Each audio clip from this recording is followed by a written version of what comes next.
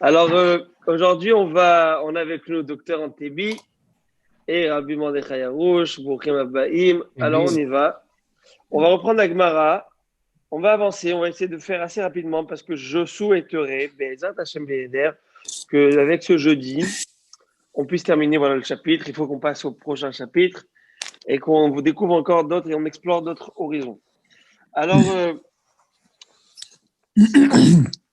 nous étions dans ce qu'on appelle les Margela Bepoumé. C'est quoi Margela Bepoulé? C'était, comme j'avais dit autrefois, les enseignements fréquents que disaient quelques rabbinim, des enseignements ou des dires ou des prières qui étaient fréquentes dans leur bouche. Et là, la Gemara amène une série donc, de ces enseignements et de ces dires.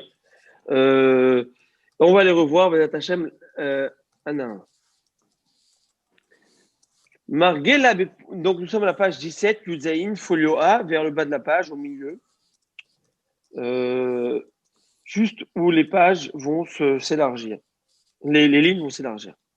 Margela Bepoumé de Abaye. Alors voilà un enseignement habituel de la bouche de Abaye. Léolam Iye Adam. Alors avant ça, juste avant de voir cet enseignement, nous avions vu juste avant le dernier cours, parce que le dernier cours on a un petit peu bifurqué, et là on revient. Non, non, mais c'est Zati. On parle, on est là pour ça.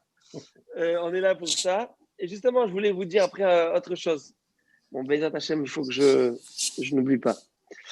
Euh, on avait vu que on avait ramené cet enseignement de Elio Hanavi, où Elio Hanavi avait rencontré un pêcheur. Il a demandé à ce pêcheur pourquoi tu n'étudies pas la Torah, pourquoi tu ne t'instruis pas. Il dit moi je suis ignorant parce que le bon Dieu ne m'a pas donné de sechel, ne m'a pas donné de chorma. Et il dira oui, qu'est-ce que tu fais dans la vie? Je suis pêcheur. Tu pêches, comment tu pêches? Pêcheur des poissons. Hein.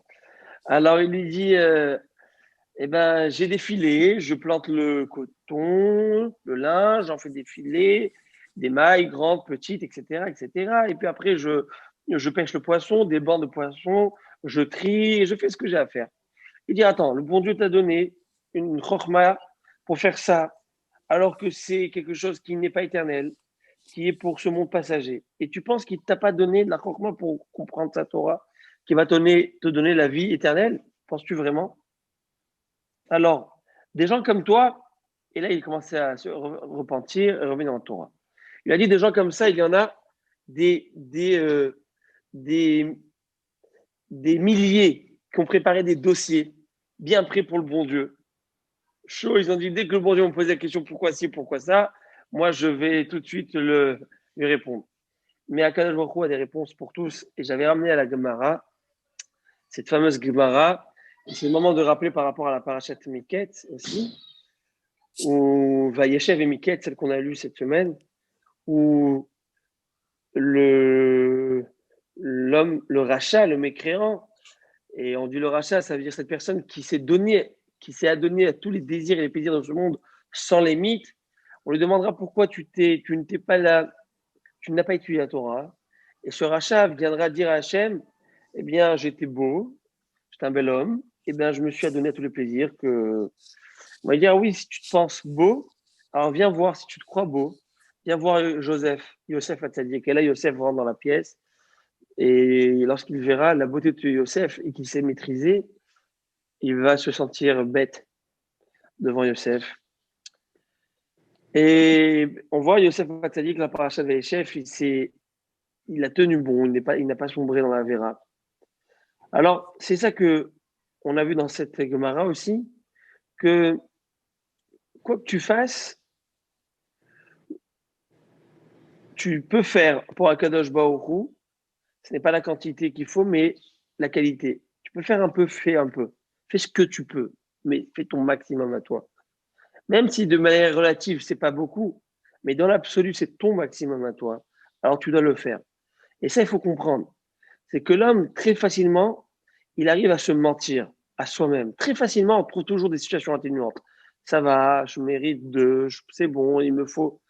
Mais, mais on sait dans notre fort intérieur que parfois, c'est pas vrai ce qu'on dit. Parfois, on a des fatigues. Parfois, on va voir plutôt la Gemara, elle va dire Margela Bepoumé de Abaye. Abaye va nous dire, tout de suite, on va voir par rapport à cela encore. Le Olam Yadam Arum Beira. Une personne doit toujours être rusée. Rusée en quoi? En ce qui concerne la crainte de Dieu.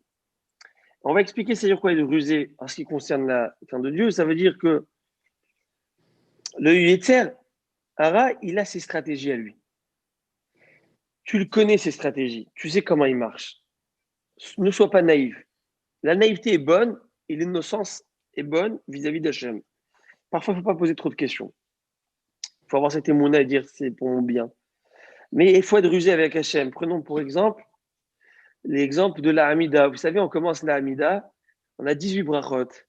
Et le Yitzhara, il te dit, tu sais quoi, la première bracha, tu me la donnes à moi, pense, et après, je te donne 18 brachot, 17 brachot. Tu auras la kavana. Et après, 2 brachot, tu te prends. Après, il te dit, tu sais quoi, les 16 brachot, je te les laisse. Après, tu as terminé, tu as fait Orse Shalom, tu as pensé à la Floride, tu as pensé à tes voyages, tu as pensé au courrier, tu as pensé à ci, tu as pensé à ça. Qu'est-ce que je vais faire? Ou si la bourse, tu as fait Orse Shalom Ubromam, tu es arrivé Trudeau. Tu es arrivé, tu viens d'atterrir. Et bon, Shalom. Alors, toi, tu dois être rusé. Tu dis, oh, Terrara, tu sais quoi? Tu as raison. Moi, je te donne 17 bénédictions, donne-en moi une. Commence-toi ta première pour toi avec Kavana.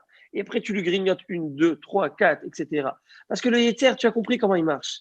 Lui, il te fait pas, il te demande pas d'aller de but en blanc. Il te demande pas d'aller directement et de ne pas faire. Lui, il commence, il dit un petit peu, il dit ça va, c'est les vacances. Vas-y, chouïa, chouïa, doucement, doucement. Il ne faut pas être trop non plus, trop. Et qu'est-ce qui se passe? Eh bien, attendez, c'est bon. Ouais. Et qu'est-ce qui se passe? C'est que, eh bien, il te prend comme ça. Alors, il faut être rusé. Ah ben, il te dit, sois rusé. Sois un homme rusé. Et vous savez, maintenant que je pense à la ruse, je reviendrai, si vous me, avec votre permission, à l'histoire de Jacob. Jacob Avinu, il a été rusé à un moment de sa vie. D'un autre côté, on voit au début de la paracha que Jacob Ishtam. Jacob, c'est l'homme naïf, l'homme intègre, il est tamim, tmimout. C'est, comment on dit en arabe, je crois, on dit naya, comment on dit naïve? Ça veut dire très naïve. Mais quand on voit. Hein, Nia, Khazak. Nia. Alors, qu'est-ce qui se passe? Et puis après, on voit que c'est lui qui va lui prendre la Bechora, les droits d'aînesse. Après, il va lui prendre les Berachot. Il va. Comment ça se fait? La réponse, elle est comme ça. C'est que la naïveté, c'est pas être. La naïveté, c'est être naïf vis-à-vis d'Akadosh Baruch, mais vis-à-vis de l'homme qui est devant toi. Et lorsque tu sais qui est devant toi, eh ben, tu dois savoir faire le businessman, savoir quand est-ce qu'il faut faire le bon coup. Et je dis le bon coup de la bonne manière. Et je vais expliquer ce que ça veut dire. Sans être méchant et sans escroquer et sans arnaquer. Par rapport à Yaakov, par exemple, Yaakov, lui, a pris les droits d'aînesse. Ce n'était pas une escroquerie. Pourquoi? Parce qu'il a demandé à Esav, veux-tu me les vendre pour un prix dérisoire? Et Esav va lui le vendre. C'est-à-dire qu'aux yeux d'Esav, c'était un produit qui n'avait pas de prix. Plus encore, on pourrait dire que peut-être Esav avait faim, très faim, et tu sais, il était au point où, alors, il était prêt de tout vendre. Mais c'est écrit dans le verset, Vayochal, Vayesht, Vayakom, Vaivez Esav Abechora. C'est un des erreurs qui m'ont écrit va, en tout cas. C'est-à-dire quoi ça? Il a bu, il a mangé, il s'est levé, et après tout ça, Vaivez. Et avec tout ça, il a méprisé la Bechora. Comme pour dire que même lorsqu'il était bien rassasié, il méprisait la Bechora. Il avait du dédain pour la Bechora. C'est quoi ça? Plus tard, son père va faire quoi? Va proposer les brachot. Lui, les Bechor, c'est à Jacob que lui revient les brachot. Mais, et ça, Jacob avait j'ai pas eu l'occasion de dire à la synagogue ça, mais il faut savoir que Yitzhak, lui, il avait toujours pensé à un monde, j'allais dire, un monde idéal, où il y a 2 frères qui s'aiment, 2 frères, un étudie la Torah, un va aider son frère à étudier la Torah, à l'instar de Issachar et Zebulun. Issachar étudiait la Torah, Zebulun faisait le business, vendait des marchandises et partageait ses revenus en deux, lui et son frère, afin de donner l'opportunité à son frère d'étudier la Torah. Et donc, lui, il voyait peut-être le magnifique duo Esav et Yaakov. Un Esav qui craint Dieu, un Esav qui chérit les mitzvot, mais qui sait qu'il faut bien qu'il y en ait qui travaillent. Donc, lui, il va aller travailler. Preuve à la pluie, il demande à son père comment faire le maaser, la dîme, etc. D'accord? Donc, lui, c'est pourquoi il lui avait prévu et destiné des brachot matériels. Parce que tu as besoin du business, toi, pour aider ton frère. Mais lorsqu'il va apprendre, il va dire, lorsque Yaakov va lui prendre des brachot, et ça rentre et lui donne donc un repas, et lui dit, papa, lève-toi à manger, et afin que tu me bénisses, il va lui dire, mais alors qui était avant toi? Et là, il a compris qu'il s'est fait rouler par son frère. Il va pleurer. Et là, lorsque Yitzhak a compris ce subterfuge, a compris qui était venu avant, il va lui dire Gamba Ouchiye, qu'il soit béni alors. Je confirme ma bénédiction. La question qu'on peut poser, c'est que pourquoi confirmer la bénédiction si c'était une erreur? Et si lui, Isaac, voulait bénir non pas Jacob, mais Ésaü d'une bracha gashmit, c'est-à-dire matérielle, et il a vu donc qu'il s'est trompé, pourquoi alors confirmer la bracha et dire Gabaourié, je reconfirme la bracha? Il confirme, il reconfirme. Qu'est-ce que ça veut dire? Parce qu'en fait, Yitzhak, comme je l'ai dit, il pensait à ce magnifique duo. Mais il pensait que Ésaü, son fils, il avait bien éduqué dans le chemin de Torah Mitzvot, un homme qui chérissait Torah et qui comprenait la valeur de Torah au point où d'aider son frère à étudier et à s'adonner à l'étude de la Torah. Mais lorsqu'il va lui écouter cette phrase de son frère et phrase de son fils Ésaü en disant Vayakevenisé par Maïm, il m'a roulé 2 fois. Et son père lui demande c'est quoi 2 fois mon fils? Il va lui dire ben déjà il m'a pris la Bechora pour un plat de lentilles et maintenant la seconde fois il va lui dire tu as vendu la Bechora pour un plat de lentilles. Es-tu sérieux? Mais tu n'es pas cette personne que je croyais alors. Tu as vendu ton droit d'aînesse qui symbolise le sacerdoce, qui symbolise énormément de choses spirituelles. Tu les as donnés pour un plat de lentilles. Donc je comprends en fait et je déduis. Et je réalise en fait que tout ça c'était du blabla et du bluff. Et toute cette matérialité que je donnais, que je voulais te dessiner, te donner pourquoi? Pour aider la spiritualité de Jacob, en fait, elle ne te revient pas. Et je compris que le vrai businessman, ce n'est pas toi, c'est bien lui. Parce que 2 fois qu'il sort de la synagogue, c'était pour la Bechora et pour maintenant, il t'a bien eu. Et c'est lui vraiment le businessman. C'est lui le businessman. Et là, on comprend alors pourquoi il va lui confirmer la Beracha. C'est bien à lui que je dois lui donner. Et au point où il va lui dire, papa, après il va lui dire, papa, Abracha lecha achat, quoi, tu as une seule bénédiction? Attends, tu avais 2 enfants, tu avais bien prévu de Berachot, n'est-ce pas, papa? Donc la Beracha que tu avais prévue pour Jacob, que tu ne lui as pas donnée, donne-la moi. Et là, il va lui dire, non, monsieur, je ne peux pas te bénir. Vous savez pourquoi de cette Beracha? Parce que moi, j'avais prévu une bracha pour Jacob, une bracha spirituelle, et toi, matérielle. Maintenant, je lui ai donné la matérielle à lui. Qu'est-ce que toi, tu vas te faire du bracha spirituel? Je vois bien que tu as vendu la Bechora. Donc, je n'ai pas besoin de la donner. Et là, on comprend, tout est bien plus logique. C'est ainsi que j'ai appris, y compris l'enseignement de papa. Combien tout rentre. Et donc, la ruse, lorsqu'elle est bien utilisée au bon moment, il ne faut pas être bête. Il ne faut pas être, comme on dit en français, tout bon, tout. En tout cas. Alors, Bon. c'est pas ça. C'est pas ça. C'est pas ça l'idée. L'idée, c'est qu'il faut savoir quand est-ce qu'il faut faire la bonne chose. Il faut être haroum, il faut être rusé vis-à-vis du Ether. C'est ça qu'il me disait Abaye. Plus encore, Ma'anerach Meshivhaima. Vous savez, par exemple, je vous parlais d'une ruse. C'est-à-dire, on va en vacances. Voilà. On va aller en vacances. Bon, vous allez au Hachem dans des places où, paraît-il, je ne connais pas la Floride, mais on me dit qu'il y a le Kacher partout là-bas. On m'a dit qu'il y a des restaurants, on m'a dit qu'il y a des magasins cachers. Enfin, on m'a dit, j'ai compris que c'est mieux que Montréal en termes de. Je connais pas. En tout cas, mais tu vas dans des endroits, je sais pas moi, dans des places perdues. Est-ce que tu as prévu le cachet? Est-ce que tu as prévu ci, tu as prévu ça? Il faut avoir cette ruse, ce que nous dit Abaye. Parce que c'est pas, il faut pas jouer aux bêtes. C'est Mais pas une après, ruse, c'est une prévoyance. oui, prévoyance, mais c'est ça l'idée. Ma'anerach, meshif hema. Une réponse douce détourne la colère. Ça veut dire quoi, Ma'anerach, meshif hema? Alors il te dit, euh, ça c'est un pasouk des proverbes. c'est que Abaye nous apprend une chose. Quand tu vois quelqu'un d'énervé devant toi, en colère, et tu veux le calmer, ne viens pas lui crier et l'engueuler. Parce que si tu vas mettre juste de l'huile sur le feu, là, calme-toi, parle avec un ton apaisant, un ton agréable. Essaie de le zen. Et là, tu pourras le détendre. Il y a ici mademoiselle qui veut aussi vous dire bonjour. Hazak ou Baruch, ma chérie. Allez. Vas-y, madame. Écris là, hein, monsieur. Alors, alors voilà. Donc, il dit Mané Rach Meshifrema. Tu veux. C'est ça, c'est partout. Que ce soit dans le Shalom Bayit, que ce soit avec les enfants, quoi que ce soit. Tu as ici un argument. Ça sert à rien de monter le ton. Parce que relate l'histoire. Surtout avec madame, tu gagneras jamais. Alors, on avance. Oumar B. Je m'amuse. Hein. Oumar B. Shalom, Imecha, Vim Kerovav, Vim Koladam. Et tu vas toujours chercher à développer la paix avec tes frères, tes proches et toute personne. Toute personne.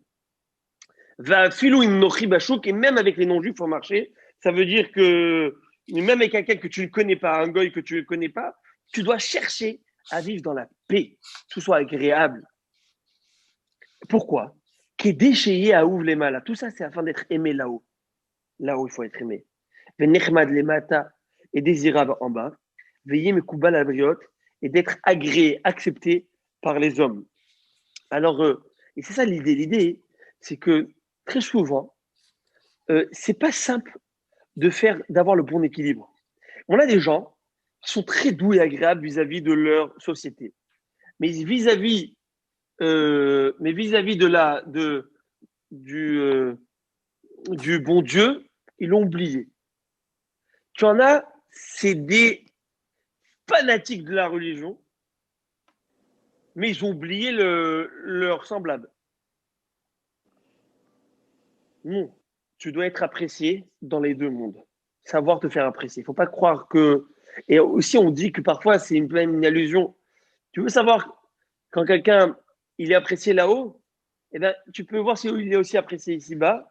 Parfois, tu peux comprendre qu'il est aussi aimé là-haut. Alors, j'ai ici une question. Vous savez, j'ai un malard qui m'envoie des questions, moi, ici. Alors, j'ai une question qui me demande l'esprit prophétique de Sarah est donc amoindri. Alors, il faut rappeler que Yitzhak, son épouse, c'était bien Rivka. Et c'était Rivka. Alors, on vous parlait par rapport à l'histoire que j'ai parlé, n'est-ce pas? Alors, on parle de Yitzhak. Yitzhak, son épouse, c'était Rivka. Et on parle de leur enfant Yaakov. Et c'est sûr qu'au contraire, Rivka, elle avait bien vu cela. Rivka avait bien vu le petit jeu de Esav. C'est pourquoi il écrit clairement que Rivka avait été Yaakov. Rivka a été dans le camp de Jacob. Et c'est elle-même qui va lui demander d'aller s'habiller, de prendre les vérins. Donc, ça vient pas donc de l'attitude des Saves. Tout était prévu, si vous voulez. Le bon Dieu avait déjà tout prévu dans... Oui, c'est vrai que le bon Dieu avait prévu des choses, mais dans la vie, vous savez, le bon Dieu, il te met des choses dans ton chemin. Tu peux les prendre ou t'en détourner. Toujours. Toujours, toujours. C'est comme ça. Et je vais dire, c'est tellement dur de dire ça, mais il y a un Zohar qui m'a fait, moi, j'ai eu l'occasion une fois de vous en parler. C'est un midrash. À l'époque de Moïse, Moshe Rabbeinu, vous vous rappelez? Moshe Rabbeinu, lorsqu'il avait fait cette erreur, entre guillemets, de frapper le rocher, et le bon Dieu lui a dit, tu ne vas pas rentrer en Eretz Israël. Ça, c'était en sortant d'Égypte. Et 40 ans après, il va lui dire, et il va décéder, il va pas rentrer. Et 40 ans après, il va prier, il va être Hanan, Parachat va être Hanan, il va prier 515 prières, le bon Dieu va lui dire, it's enough, ça suffit de prier à ce sujet, ma décision est prise. Rablach. Rablach, bravo. Le Midrash va nous dire, aussi à Zohar, si je ne m'abuse, que le bon Dieu lui dit, monsieur, mon cher Rabbeinu, quand j'ai décrété ce décret, cela fait 40 ans en arrière, c'est à ce moment-là que tu aurais dû prier. Tu as loupé le coche. Tu as loupé le coche. Eh bien, ce n'est pas toi qui vas faire rentrer les bénis Israël en Israël. Quoi? Moshe Rabbeinu? comme on dit dans la prière du soir, Asher bidvaro ma'ariv aravim, bechokma poter sha'arim, bidvuna meshane etim, bidvuna meshane etim, Akadosh Baruch Hu, avec chokma et sagesse, il change les périodes et les temps. Il y a des temps pour tout. À toi de prendre. Si tu ne prends pas, ça passe. Parfois, le bon Dieu te met sur un plateau d'argent. À toi de faire l'effort, de venir prendre, simplement prendre la chose. Mais si tu ne prends pas, elle ne va pas rester là à t'attendre. Ça ne marche pas comme ça. Et c'est ça l'idée. L'idée, c'est que bien sûr que Rivka a poussé. Mais si Jacob ne voulait pas faire, il aurait dit, maman, Jacob, c'est pas un petit bambin. Maman, je ne veux pas faire ça. Mais il va le faire. Parce qu'il savait que c'était la bonne chose à faire. C'était le moment à faire, de le faire. Et donc, il comprenait qu'est-ce qu'il fallait faire. Et là, on avance. Et là, donc, quand on a parlé des non-juifs, d'être dans cette paix, et cette paix, j'allais dire, d'accord, avec tout le genre de société, eh bien, en plus, c'est la paracha de la semaine, j'allais dire, entre le traité Maroc-Israël, Bahreïn, Israël, le shalom, le shalom, le shalom. On veut être en shalom. Le Ham Israël a toujours été un peuple qui ne demande que le shalom. Puis après, Amaru Alav al Rabban Yohanan ben Zakkai. On disait sur Rabban Yohanan ben Zakkai, vous savez qui était Rabban Yohanan ben Zakkai, le géant de l'époque du Second Temple, n'est-ce pas, à l'époque de l'envahissement des Romains, la conquête des Romains, c'était Rabbi Yohanan ben Zakkai qui était là-bas. Bref. Et il disait, on dit sur lui, ce grand rave, Shelo igdimo adam shalom et olam, va'afilu nochi bashuk, qu'aucune personne ne fut jamais le premier à le saluer, et même un non-juif au marché. En 2 mots, c'était le premier à saluer tout le monde. Toujours. Il n'a jamais laissé quelqu'un le devant. C'est toujours shalom, bonjour. Et moi, je vous dis, Bémet, je me rappelle, je vous dis, c'est une anecdote, mais je me rappelle parce que j'étais tout jeune, encore plus jeune que ça, et je disais, et quand on habitait en France, donc avec papa, et on était dans un square, dans une résidence, donc il y avait une dizaine d'immeubles, et lorsqu'on va passer, alors il y a plein de personnes, il y a des milliers de personnes qui vivaient dans ce coin. Et dès que papa va passer, bonjour, bonsoir, bonjour, bonsoir, bonjour, bonsoir. Et papa, tu connais ni lui, ni. Il dit, c'est pas grave. Apprends mon fils à toujours dire bonne soirée, bonsoir, bonjour. C'est comme ça. Alors moi, j'ai pris ça, j'ai essayé en tout cas. Alors dans l'ascenseur ici, faut voir, je commence à dire bonsoir. Apparemment, ils n'ont pas l'habitude que tu dis bonjour, bonsoir. Ils sont là avec leur masque. On dirait que tu es rentré dans leur vie privée. Je sais pas. J'ai dit OK. Bon, en tout cas. On y va. Donc, c'est très important d'être toujours bienveillant. Nouvel enseignement. Marghela Bepoumé des Rava. Voilà un nouvel enseignement qui était habituel et qui était quotidien dans la bouche de Rava. Tachlit Chochma. L'objectif de la sagesse, de la Torah bien sûr, c'est Teshuva ou Maasim Tovim. C'est la Chochma, l'étude de la Torah, c'est pas une gymnastique intellectuelle, mais l'idée, c'est d'entraîner avec elle les Teshuva, le repentir, et Maasim Tovim et de bonnes actions.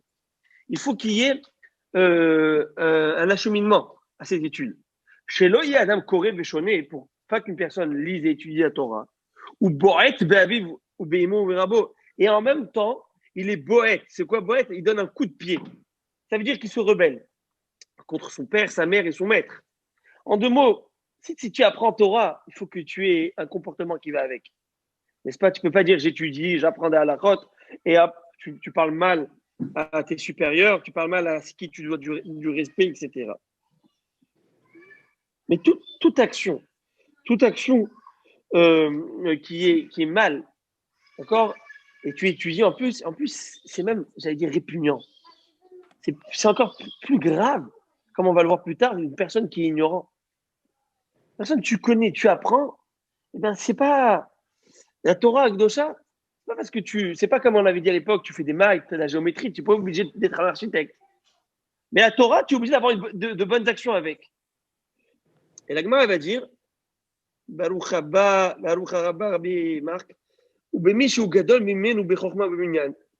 même quiconque qui lui est supérieur en sagesse en nombre, c'est-à-dire en années. C'est comme ça qu'il nous explique le Maharatz Rayut. Vous savez, des gens, ils apprennent un petit peu. Tu as ça très souvent. Les gens qui ont étudié, ils ont fait une petite échouva, bravo, c'est tout à leur honneur. Mais tout d'un coup, ils se permettent vous savez, d'avoir le nez qui et de parler avec beaucoup d'arrogance. Beaucoup d'arrogance, ça arrive. Il faut faire très attention à ça. C'est répugnant. Faire très attention de parler toujours avec douceur, amabilité. Tu as une personne qui fait même de mauvaises actions devant toi-même, sache comment parler. La diplomatie, c'est la base de la Torah Kedosha. Et si tu n'as pas de diplomatie, eh ben, ne parle pas. Tu n'as rien à dire. On avance. Comme il amène un pasouk, comme il écrit, alors c'est un pasouk que vous connaissez tous, Reshit Chochma, Irat Hashem, Sechel Tov, Lechol Hashem. Comment, Rabbi Moshe? Derech Eretz Kadvan la Torah. Bravo. Mais là, il va amener un pasouk encore plus pointu. Il va dire, et Reshit Chochma, c'est-à-dire le début de la sagesse, de la Chochma. C'est quoi le début de tout ça? C'est Irat Hashem. C'est la crainte de Dieu. Sechel Tov, Lechol Hashem. C'est une bonne compréhension, Sechel Tov, Lechol Hashem pour tout ce qu'il la pratique. Qu'est-ce que ça veut dire? Léocm, Léosim lo Nehemar, et là Léocm. C'est pas écrit pour les pratiquants, mais c'est écrit pour leurs pratiquants, je vais expliquer. Ce qui implique quoi? Laosim lishma, velo laosim shelo lishma, vechol laosim shelo lishma, noach shelo nivra. Aïe, aïe, aïe. La Torah, elle donne une bonne intelligence. Une bonne intelligence, c'est que là, il y a de l'intelligence et une bonne intelligence. La bonne intelligence, c'est celui qui a la Yirat Shamayim, qui a la crainte de Dieu. C'est que toute sa vie est cadrée par rapport à un Shulchan Aruch et comment parler, comment faire, comment agir, etc. Pas juste de la science. Si tu as ça, eh bien, la Gemara va dire, c'est les Chol OCM, toutes ces personnes qui pratiquent de cette manière, eh bien, ils auront la bonne compréhension. Mais il y a des personnes qui pratiquent, mais ils n'auront pas ça. Et c'est qui pratique qui n'aura pas ça? La Gemara va dire, c'est Osim chez l'Olishma. C'est ceux qui étudient chez l'Olishma. C'est quoi? Traduction littérale, qu'elle n'est pas pour elle-même. Je vais traduire. Qui étudient avec un intérêt. Avec quoi? Avec un intérêt personnel. Celui qui étudie sans intérêt, qui étudie pour le bon Dieu, pour comprendre ses voies et rien de personnel, et rien d'intérêt personnel, là, il aura, que je me trouve, aller voir les voies de la bonne sagesse. Par contre, les personnes qui font avec un intérêt personnel, avec un intérêt quelconque, eh bien, la Gemara va dire une phrase forte, eh bien, Noach lo shelo nivra, il aurait été préférable pour lui de ne pas avoir été créé.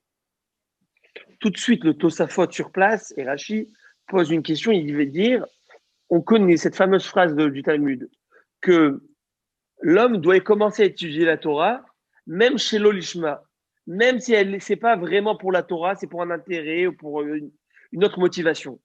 Pourquoi? Parce qu'un jour, en étudiant la Torah, il va tellement aimer la Torah, il va l'étudier un jour pour la Torah sans intérêt. Alors, comment ça se fait ici? Tu me dis que celui qui étudie la Torah avec un désintérêt vaut mieux que pas qu'il aurait été préférable pour lui de ne pas naître. Pourquoi? Tosfot d'expliquer tout de suite qu'il y a une différence entre une personne qui, par exemple, étudie la Torah pour l'argent, pour les honneurs. Là, ça va. Ça va, tu arriveras un jour à te développer, à t'épanouir, et à voir qu'en fait, la Torah, c'est comme ton enfant, tu l'envoies à l'école, tu lui donnes un petit bonbon. Allez, mon fils, voilà, tu lui donnes un petit cadeau, vas-y. Alors, au début, tu as besoin de donner un petit bonbon. Jusqu'au jour, il va comprendre que la valeur de l'étude, elle est tellement importante, l'étude, pour lui, pour son futur, il n'aura plus besoin du bonbon. Par contre, la personne à qui ici la Gemara va dire qu'une personne qui tue avec un intérêt vaut mieux qu'elle ne soit pas créée, on parle d'une personne qui va étudier les cantaires. C'est quoi les cantaires? C'est pour faire de la peine aux autres. Et les gens qui veulent simplement étudier, vous savez, pour montrer mieux que les autres. Je suis mieux que toi. Je connais mieux que toi et je peux encore t'écraser. Et je peux te faire des invectives, t'invectiver, te bloquer. Ça, c'est pas une Torah de Hesed. Ça, c'est une Torah, garde-la pour toi. On veut pas. Il aurait fallu que tu ne sois pas créé. Et le gars, lui, il dit une belle phrase. Il explique c'est quoi, il aurait fallu que tu ne sois pas créé. Pourquoi dire une chose pareille? Il aurait fallu que tu ne sois pas créé. On peut dire autre chose. Il explique en fait la Torah qui n'est pas faite avec comme il se doit, cette Torah de partage, cette Torah où tu apprends pour les autres aussi. Eh bien, En fait, il aurait fallu que tu ne sois pas créé. Pourquoi? Parce que si tu ne fais pas des mitzvot avec cette Torah, alors en fait, c'est quoi? Pourquoi tu étudies la Torah? Juste pour connaître la science de la Torah, c'est pour cela que tu étudies. Si c'est comme ça, on connaît tous cette fameuse Gemara qui dit que le bébé, dans le ventre de sa maman, il apprend toute la Torah. N'est-ce pas? Puis après, en sortant, le malach lui fait oublier. Alors le Gaon de Vilna lui dit, si c'est pour étudier la Torah juste pour toi, tu l'as déjà faite dans le ventre de ta mère. C'est pas pour ça que tu viens ici dans ce monde. Si tu viens dans ce monde, c'est pour étudier la Torah différemment. Étudier la Torah non pas comme une science, mais une Torah de pratique. Une Torah où tu vas partager, une Torah où tu vas faire. Et là, c'est pour ça que cette Torah, elle est là pour toi.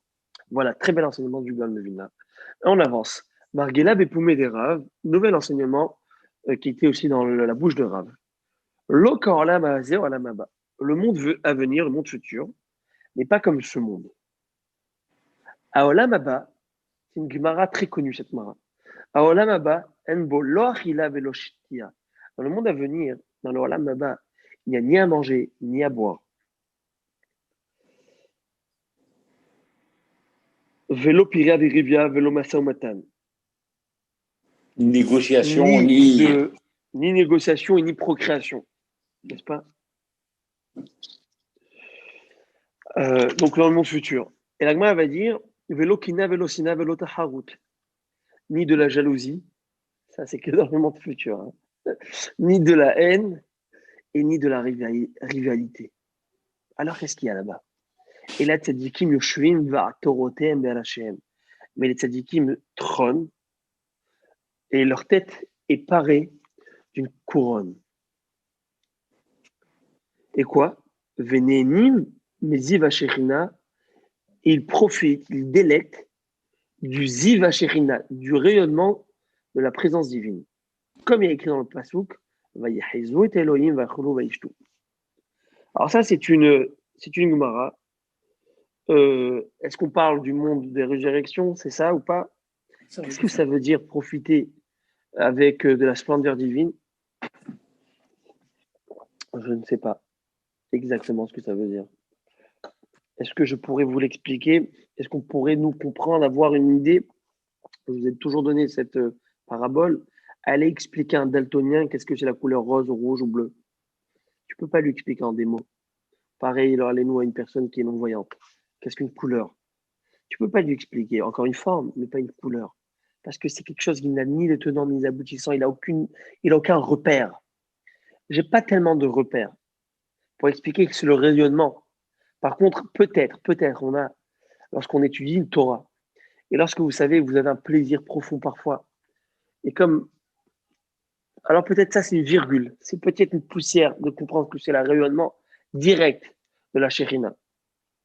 Gedolav Tachash Eftichan Akadosh Baruchu, la Nashim Eter Min Nashim. Alors là, ça c'est très bel enseignement pour les dames. Ça c'est vraiment je sais pas s'il y a des dames qui nous entendent ce soir, mais si oui ou qu'elles vont revoir, eh ben elles vont être mises à l'honneur, comme toute cette fête. Pourquoi? Vous allez me dire pourquoi les femmes vont être mises à l'honneur? Parce qu'il y a écrit que plus grande est la promesse qu'Akadosh Baruch Hu a fait aux femmes que celle aux hommes. D'où on sait. On a même un verset dans le prophète Isaïe où le prophète dit Nashim Shananot comme Nashamana Koli. Vous les femmes qui êtes à l'aise, qui sont Shananot, qui êtes à l'aise, tranquille, levez-vous, écoutez ma voix. Banot Botrot Azna Imrati, vous les filles confiantes, prêtez l'oreille à ma parole. Alors qu'est-ce que ça veut dire? On va comprendre ça dans 2 minutes. Je vais compléter la Gemara et là on va comprendre. Amarli Rabbi Hiya. Rabbi Hiya a demandé Amarli Rav Rabbi Hiya. Rav a demandé à Rabbi Hiya, à son maître. Nashim Bema Izachian. Pour quelles actions les femmes méritent-elles leur lamaba, la vie éternelle? Il faut savoir que la vie éternelle ne peut être donnée que grâce à l'étude de la Torah. Il y a des choses, c'est comme ça. Et les femmes n'ont pas de mitzvah d'étude de Torah. N'ont pas d'obligation. Elles peuvent, mais elles n'ont pas d'obligation. Alors c'est quoi qui leur donne l'ouverture au lamaba? Et regardez ce que la Gemara va dire, et ça c'est extraordinaire, et je vous en prie, si vous pouvez relayer cet enseignement, dame. C'est pour la peine qu'elles se donnent à amener leur enfant, vas-y mon amour, pour amener leurs enfants à la synagogue pour étudier la Torah. Elles se prennent la peine à habiller leur enfant, à l'envoyer, j'allais dire, au Talmud Torah, à l'étude de la Torah, à l'école, ou be'atnouye gavraï ou berabanan. Et pour le fait qu'elle envoie leur époux à la maison d'études pour étudier la Torah. Venaterain les gavraï ou adatum mibenacham. Mais c'est pas suffisant ça. Et c'est surtout que le fait qu'elle attendre leur époux jusqu'à qu'ils reviennent chez eux de la maison d'études. C'est incroyable. À l'époque, surtout que l'étude de la Torah se faisait dans une autre ville. Donc, ils repartaient pour des semaines, ils revenaient. Mais ici, on apprend ici une chose. Une épouse qui dit à son mari, Madame, monsieur, chéri, mon amour, s'il te plaît, va étudier 1 heure dans la semaine, mais vas-y. Mais comment on va faire ci, ça? Je m'en occupe. Vas-y. Elle attend son mari, bras ouverts, avec un repas chaud. On va prendre un petit thé ensemble. Azim, on va prendre un petit thé et on va profiter ensemble. Et qu'elle dit ça, quel plaisir elle donne à son mari. Et son mari, il est là, fatigué, rendu du travail, il est esquinté, KO. Elle dit, chérie, tu sais comment ça me ferait plaisir. Elle saura trouver les bonnes paroles pour séduire son mari. Et pour lui dire combien c'est important pour elle de voir son mari s'adonner un peu à l'étude de la Torah. Et bien ça, le fait d'envoyer ses enfants à l'étude, son mari, ça te donne le mérite. Et maintenant, vous allez me dire pourquoi alors les femmes sont mieux que les hommes à ce sujet. Regardez comment c'est magnifique. Un homme doit étudier la Torah. Et un homme étudie la Torah. Je souris parce que Rabbi Aaron m'envoie des petits messages sympathiques. Alors sur ce, exactement, même nous servir de la marito, elles le font. Baruch Hashem, pour qu'on rentre dans le sujet, sur ce. Alors, les femmes vont envoyer leur mari étudier 1 heure, 2 heures, 3 heures chacun, ok? Pendant leur mari, peut-être qu'il va là-bas, il s'assoit, il trouve 2 potes, ça fait 3 ans qu'il les a pas vus, il prend une petite cigarette avec eux, et étudier 20 minutes, 1 heure et demie, et passer dans la discussion, comment ça va, qu'est-ce que tu as fait, les vacances. Elle est là à galérer à faire le repassage, elle est sûre que son mari, elle a envoyé étudier, elle est sûre que là, il est en train d'étudier et d'apprendre, et lui, il est en train de profiter. Est-ce qu'elle va payer les pots cassés de ça? Son mérite, elle a envoyé 2 heures son mari, elle va avoir 2 heures d'études à Torah à son compte. Le mari s'est assis sur ces 2 heures 20 minutes et il va avoir 20 minutes d'études de mérite. La femme, il va dire, Isaïe, vous êtes tranquille, vous avez fait votre effort, vous avez réussi à envoyer votre mari étudier, vous avez le jackpot, vous avez tout gagné. Ce qui se passe après, c'est pas votre problème. C'est ça qui est magnifique. Et la Gemara va dire quelque chose comme ça. La Gemara va dire qu'elle va rapporter maintenant, donc on a rapporté des habitudes. On est dans une page qui est très midrashique, très agada, beaucoup d'agada, beaucoup d'enseignements, d'accord, d'enseignements plus du niveau d'agada du midrash. Et puis à la fin de la page, on va rentrer plus dans la halakha. Et maintenant, on continue par ces fameuses bénédictions que faisaient les sages lorsqu'ils quittaient les maisons d'études. On verra lesquelles. Eh bien, ils faisaient des brachot mutuellement. C'est magnifique de voir cette amitié qu'ils avaient et cette affection qu'ils avaient l'un envers l'autre. Là, donc, la Gemara rapporte à présent les brachot que les chachamim se faisaient l'un à l'autre en quittant la maison d'études. Qui avoue miftere rabanan mibe Rabbi Abni. Lorsque les chachamim prenaient congé l'un l'autre en sortant du Bet Amidrash de Rabbi Ami, et il y en a qui disent de le Bet Amidrash de Rabbi Hanina, ils se disaient ainsi. Amre le Ari. Donc, il s'adressait ces brachot. Regardez comment c'est joli. Imaginez-vous qu'on avait ce kavod l'un à l'autre. Ce kavod l'un à l'autre. Et je pense que c'est surtout après cette histoire aussi de Rabbi Akiva. Vous savez qu'on a vu que les 24 000 élèves sont décédés, où il y a un manque de kavod. Je pense que les Khamim ont accentué le fait de se respecter, s'honorer, s'aimer.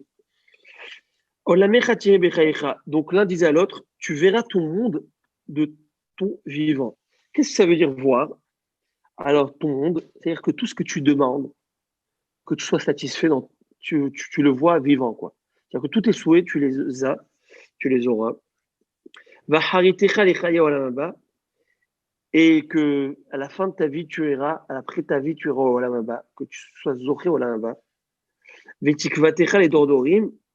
Et Tikvatecha, c'est ton espoir pour de nombreuses générations. Qu'est-ce que ça veut dire? Ça, c'est. Chachamim disent que ça fait allusion après encore le Olamaba, ça veut dire après le Mashiach, la résurrection des morts. mais c'est aussi tes générations, voir ta progéniture grandir, des dorotes. Libecha yehege tevuna, que ton cœur médite et atteigne la tevuna, la compréhension. C'est magnifique, c'est une poésie. Picha yedaber chochmot, et que ta bouche profère de la sagesse. L'Inde, c'est comme ça qu'il se disait. Hein. Puis, on avance, ou les shoncha yachish renanot, et que ta langue formule des chants. Afa pecha yantiru negdera. Vous imaginez que les amis, les camarades en classe se disent ça? Et bon, je faut que je leur montre cette mara, moi, aux élèves. Plus de bullying, plus d'intimidation, plus rien. Regardez, Ribono Shaolam. Afa pecha yashiru negdera. Et que tes paupières regardent droit devant toi. Alors, on va voir ce que ça veut dire. C'est-à-dire, en 2 mots, regarde droit. Il y a des gens qui ont une compréhension tordue. Qu'est-ce que tu veux? Des gens qui sont comme ça, ils sont tordus. Et ils ne comprennent pas bien les choses. Tu leur expliques, et alors que tu vois bien. Ça existe des gens comme ça. Torah, que tes yeux soient éclairés par la lumière de la Torah. Ou et que ta face resplendisse comme la clarté du ciel. Que tes lèvres prononcent du savoir. Et que tes reins se réjouissent dans la droiture. Ou par Yomin, et que tes pas courts afin d'écouter les mots de l'ancien des jours. C'est qui l'ancien des jours? Akadosh Baruch Hu. Ou Rishon, Veu, Aaron. C'est lui le plus ancien, entre guillemets, c'est lui, il n'y a pas avant lui. Ok, très belle et magnifique prière qui se disait entre eux. Maintenant, on va avancer encore, ce que l'Agma a dit.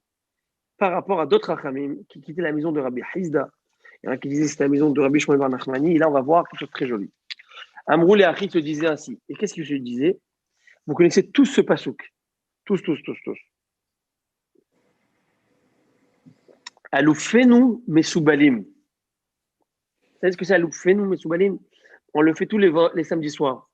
Mirtam le David Barou. Là-bas, on dit Aloufenu mesoubalim. Am lamed. Yadai la kravat baotai la milchama. Hazdium tsuudati. À un moment, on dit mesoubalim. Comment on dit Aloufenu mesoubalim? En peret ven yotet. Alors, qu'est-ce que ça veut dire ça?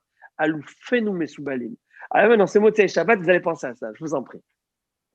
Aloufenu mesoubalim, ça veut dire nos dirigeants, Aloufenu, Alouf, c'est celui qui nous dirige. Mesoubalim, Isbol, mesoubalim, ils sont chargés. Chargés de quoi? Alors, Khamim, ils expliquent ici. Aloufenu mesoubalim, ça signifie que nos dirigeants sont chargés de quoi?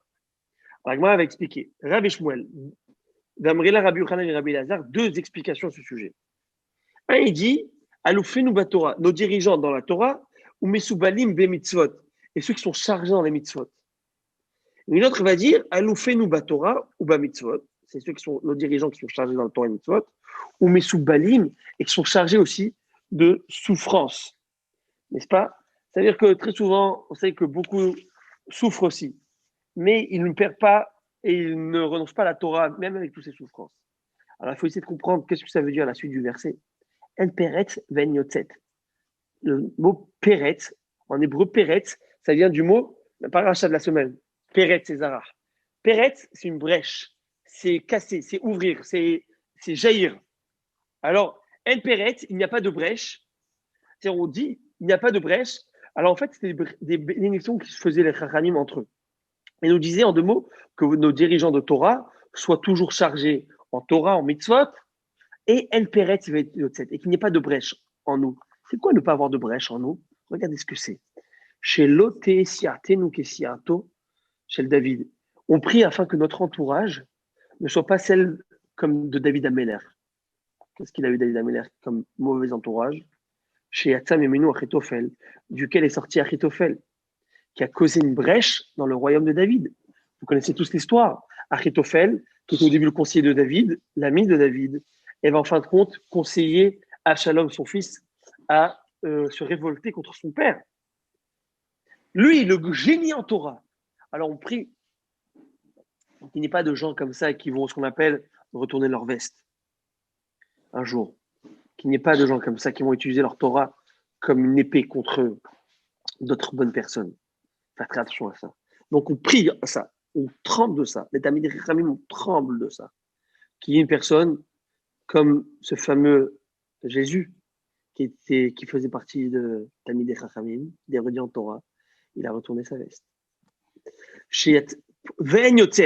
Et qu'il n'y ait pas d'issue. C'est quoi qu'il n'y ait pas d'issue? Qu'il n'y ait pas quelqu'un qui sorte mal. Chez l'autre, qui est siaténou, qui est siato chez Shaoul. Et on prie que notre entourage ne soit pas comme celle de Shaoul. C'est qui Shaoul? Chez Yatsam Imenu Doeg Adomi. Shaoul, c'est un très grand sadique, Shaoul. Par contre, de son entourage, il y a un homme qui s'appelait Doeg Adomi. Doeg, l'édomite, qui lui est sorti à la dépravation et à la bref, il est parti complètement. Bosch. Voilà, là. Mais qu'est-ce qu'il a fait, Doeg? Ce rachat, qui était plus grand Talmid Chacham que tous, il faut le savoir. Il est décédé à 34 ans, et à cet âge-ci. C'était l'homme le plus érudit. Chachamim me dit pourquoi il s'appelle Doeg à Edomi. Doeg, l'édomite. Edomi veut dire Édom rouge, parce qu'il faisait rougir tout le monde dans la halakha devant lui. Personne ne pouvait être devant lui dans la halakha. Ce génie en Torah, eh bien, ce génie, il a utilisé sa Torah. Il s'est perverti. Il a noirci sa Torah. Il était jaloux de David Améler. Quelle jalousie il avait. Quelle jalousie la Gemara dans Masechet Sanhedrin va dire qu'ils étaient pourris de l'intérieur, ces hommes. Parce qu'ils n'avaient pas travaillé leur trait de caractère, leur midotovot. Personne qui... La Torah, c'est comme un jardin. La Torah, c'est comme de l'eau. La Torah, c'est de l'eau qui va arroser un jardin. Il y a des plantes et il y a des orties. Si tu as des orties dans le cœur, mon gars, eh ben, tu vas mettre la Torah dessus. Ça va simplement faire pousser des orties et des ronces et des épines. C'est ce que ça va faire. Et c'est ce que cet homme va faire, quelque chose de tellement grave. J'en ai de la peine, que j'ai de la peine de rappeler cet épisode. Vous savez, quand le roi David, le pauvre roi David, il était fugitif. Il se sauvait du roi Shaoul. À un moment, il n'en pouvait plus. Il était à bout de souffle, à bout de force. Il n'y avait pas de quoi manger. Il va partir dans la ville des Kohanim de Nov. Nov, il y a un Kohanim. Il y avait là-bas un Kohen Gadol, un tzaddik, qui s'appelait Ahimelech. Il va lui dire, s'il te plaît, donne-moi à manger. Il va dire, je n'ai que du pain de l'Echaim Apanim. Je n'ai que le pain de, vous savez, le pain qui était dans les pains de préposition, on appelle ça. C'est le pain qui était dans le Mishkan. Alors il va lui dire, de proposition. Alors il va lui dire, je n'ai que ça et c'est que les Kohanim qui peuvent manger ça. Il va lui dire, je sais, mais nous sommes dans un cas de force majeure. Donne-moi ce pain, s'il te plaît. La vie ou la mort, vas-y. On ne peut plus. Il va leur donner ce pain à manger. Et lui, Ahimelech ne savait pas que David était un fugitif. Il ne savait pas qu'il se sauvait. Il pensait qu'il venait pour la mission de Shaoul, parce qu'au début, il était bien avec Shaoul. Il va même lui donner une épée, l'épée de Goliath, la fameuse épée de Goliath. Il va lui donner à ce moment-là. Qui voit tout ce scénario? Doeg. Doeg va aller voir Shaoul, il va dire, c'est les Kohanim qui ont protégé, qui ont donné à manger, qui ont fait vivre, qui ont donné des victuailles à David. C'est eux qui sont en fait contre toi. Mais eux, ils ne savaient pas tout ça. Il va lui dire, si c'est comme ça, tu t'occupes d'eux. Il va envoyer des missionnaires, il va envoyer des gens, le roi Shaoul, pour tuer les Kohanim, pour tuer le Kohen. Personne n'osait tuer ces gens-là. Doeg ne s'est pas gêné. Il va les tuer avec 85 Kohanim, il va tuer de ses propres mains. Faire couler le sang avec une cruauté incomparable.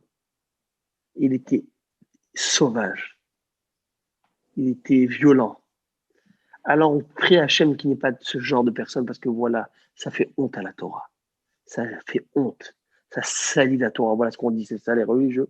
Alors que c'est pas un religieux, c'est un fanatique. C'est une personne qui a utilisé la Torah pour ses fins personnelles. Mais c'est pas une personne qui a utilisé la Torah pour se construire. Au contraire. Ça, cette personne, c'est par rapport à elle qu'on a dit que celui qui étudie chez l'Olishma, pas avec la bonne intention, il aurait fallu qu'elle ne soit pas créée. C'est ce genre de personne qu'on parle. Et on avance. Et la Gemara va dire plus encore, il n'y a pas de tsevacha, de clameur, de cri. Qu'il n'y ait pas de cri dans notre entourage. C'est quoi ce cri de peur? C'est qu'on ne soit pas comme l'entourage du prophète Élisée. Qu'est-ce qu'il a eu chez lui? Que de son entourage est sorti Géhazi. Vous connaissez tous l'élève, ce fameux élève de Élisée, Elisha, pour venir dans Melachim, dans les rois, l'élève de Elisha qui est un grand rachat, qui s'appelait Géhazi, avec un maître si tzaddik et un Elisha, il a tout fait, il a réussi à être aussi rachat que Gehazi, il y a plein d'histoires à raconter dans le Navi à son sujet. Lui, il voyait, bref, il était pervers et énormément, etc. Et Agma, elle va dire, Bicho, votez-nous dans nos rues, qu'on n'ait pas tout ça dans nos rues. C'est quoi nos rues? Ah, mais là, on parle de nous, les Rachamim, c'est-à-dire dans notre société. Chez l'eau, il y a la Nouben, au Talmud, nous prions, supplie Hachem qu'on n'ait pas un fils, Hachem, ou un disciple, Chas Shalom. Chez Magdiah, Tafshilo Barabim, très beau terme, qui brûle son mets en public. C'est quoi brûler son mets en public? C'est une expression que l'Agmara utilise parfois. L'Agdiah Tafshilo. Diah Tafshilo, ça veut dire il a brûlé son plat. Vous savez, on a un bon potage, on a un bon ragoût avec de la viande, des légumes, ce que vous voulez. Et lorsqu'il est à point, c'est le moment de le manger, déguster. Tu le laisses 1 heure, 2 heures, 5 heures, 10 heures plus dans le feu, il carbonise. Il est immangeable, il est. Et bien, le Tamid Racham, qui est parti en cacahuète, excusez-moi l'expression, et qui s'est perverti, et ben il a brûlé son plat. Il a brûlé son plat et on supplie à Kadosh Baruch Hu qu'il n'y ait pas de légende comme ça, ni nos élèves, ni nos enfants. Haz Veshalom. Vous savez, il y a beaucoup de personnes qui ont j'avais lu, je ne sais plus c'était quel grand, à l'époque que ce soit Shabtai Tzvi, ou même après, en Europe de l'Est, beaucoup de Talmidei Chachamim, des érudits en Torah, de grands rabbins de communauté, ils ont eu des enfants qui sont partis dans la chrétienté, qui sont partis dans les. Je rappelle d'une histoire, moi, qui m'avait. Je crois que c'est même un grand pape, je crois un pianiste, je crois qu'il s'appelait Mendelssohn, je crois. Je ne suis pas sûr.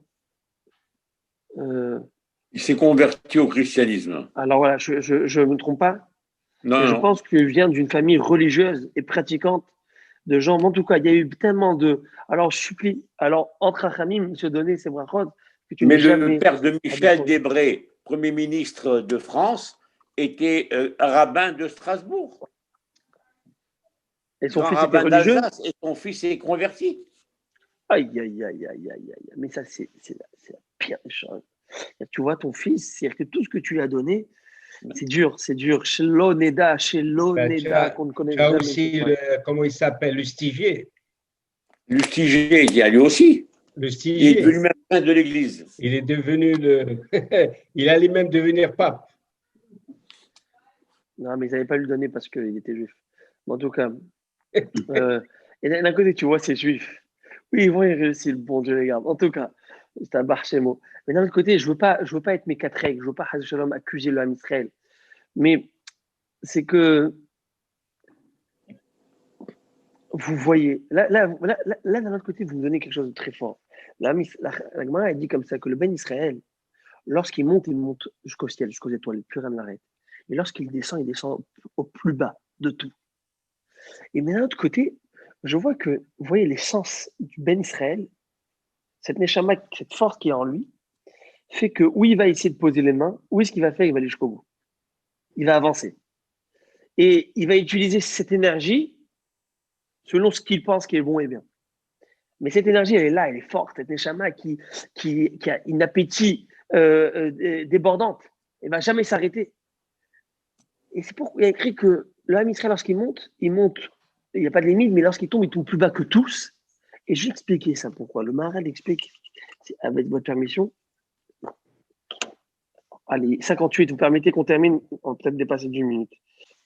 Le Maharal il dit qu'en fait, prenez, il y a ce qu'on appelle, il y a 4 éléments, enfin il y a plusieurs éléments. Il y a l'élément ce qu'on appelle, il y a le domem, l'inerte. Il va avoir le tsoméar. Le tsoméar, c'est le végétal. Le chai, donc l'inerte, c'est du minéral aussi. Le chai, c'est le vivant. Le médaber, c'est le parlant. 4 niveaux. Lorsque vous prenez, et au-dessus de ça, sur le parlant, il y a le neshama du juif. Lorsque vous prenez du végétal ou du minéral qui va faner, qui va putrifier, qui va moisir, qui va pourrir, une fleur qui pourrit, ça va, c'est pas big deal. Ça va, pourrir, c'est pas si nauséabond. Tu prends un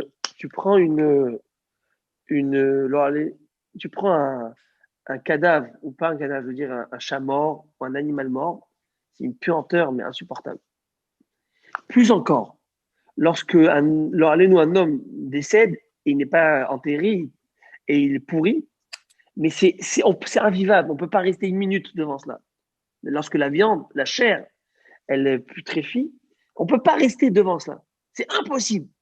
Et donc, vous voyez que quoi? Plus nous sommes élevés, plus lorsqu'on se désintègre, lorsqu'on perd cette qualité du vivant qui est en nous, eh ben, on devient encore plus bas. C'est normal, d'accord? Donc, l'inerte, il n'y a rien. Le végétal, ça va, pas grand-chose. Le vivant, c'est affreux. Alors, et le parlant, encore plus. Il y a le Ben Israël, au-dessus de tous. Lorsqu'il monte, il va au-delà il dépasse tout. Il arrive jusqu'au ciel. Mais lorsqu'il descend, eh bien, étant donné qu'il a ce caractère d'être au plus haut de tous, eh bien, lorsqu'il descend, c'est relatif à sa chute. Tu tombes de bien plus haut. Et tu arrives très, très bas, très fond dans les... Et comme je vous ai dit, que le Nefesh HaChaim, Rabbi Haïm de Volozhin nous explique, étant donné que le Ham Israël, le juif, il a une âme juive qui est l'essence divine, et que d'autres personnes n'ont pas cela, alors même lorsqu'ils font des actes qui pour eux paraissent banals, des avérotes pour eux c'est rien, parce que ils ne touchent pas, si on peut dire, le divin. Mais nous, dans notre on a la neshama, et on salit entre guillemets le divin qui est en nous par cette mauvaise pensée, par cette mauvaise action qui est en nous.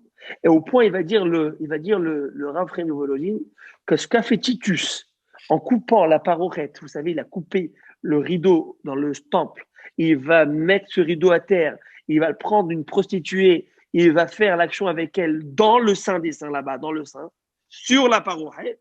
Il va dire dans les Nefesh HaChaim que ça, ce n'est rien comparé à une mauvaise pensée d'un Ben Israël. Pourquoi? Parce que la pensée, c'est dans la Neshama, dans l'intellect, et la Neshama, c'est Akadosh Baruch Hu, tu touches directement ça. Tandis que lui, Dieu est intouchable. Quoi, physiquement, est-ce qu'il peut toucher Dieu? Est-ce qu'il peut vexer Dieu? Mais nous, par notre Neshama que nous portons, on peut Chas Shalom faire ne plus. C'est ça l'idée. Salir son âme, c'est très grave. Voilà, mon Rav Rabotai, ce fut pour moi un plaisir, un immense plaisir que d'étudier avec vous ce passage de Gemara. Et j'espère que vous avez profité. Et je vous dis Hazak ou Baruch. Alors, je sais pas.